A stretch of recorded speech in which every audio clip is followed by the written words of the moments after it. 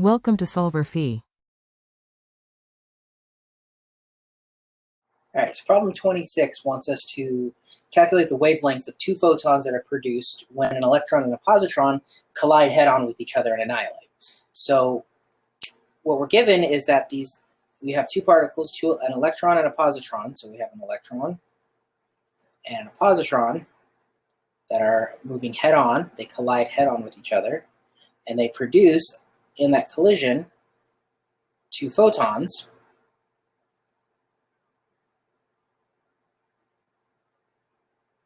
Call gamma 1 and gamma 2. Now, what we know is that because the electron and positron pair collide head-on and have equal kinetic energies, that means that the total momenta during the collision, their total momentum is equal to 0. So the sum of the momentum, which is a vector of the electron and positron pair, is equal to 0. So that means that the sum of the gamma of the photon pair, gamma 1, gamma 2, is equal to 0. Which means that they're going to have momenta that are equal in magnitude but opposite in direction. So let's say the magnitude of gamma 1 is equal to the magnitude of the momentum of gamma 2. Now the energy of a photon is given compared to its momentum. So we'll say energy of gamma is just equal to its momentum times c. So we can now state, since c is a constant, we can say that the magnitude of the energy, of gamma 1 is equal to the energy of gamma 2. So we can now state that we're going to have the total energy of the two particles is given by 2 times the rest mass of each particle, because the rest mass of an electron is equal to the rest mass of a positron, plus the kinetic energy, because they both have the same kinetic energy. It's going to be equal to hc over lambda, which is just p times c. Now, the rest mass of an electron is given by 0.511 MeV.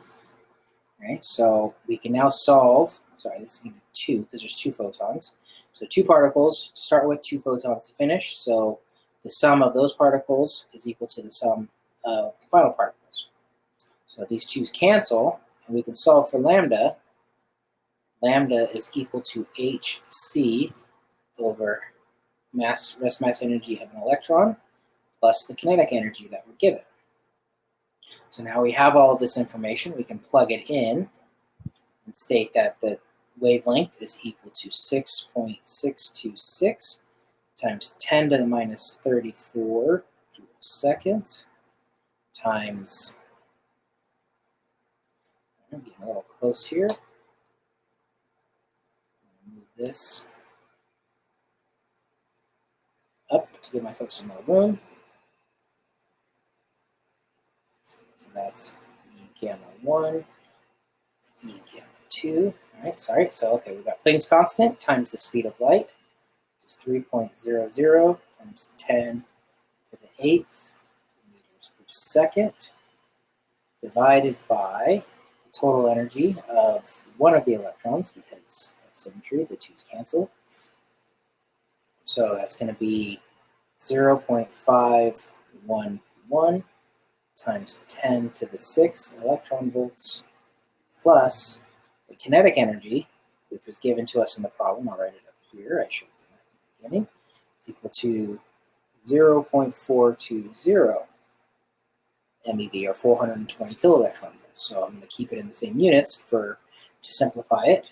0.420 times 10 to the 6th electron volts.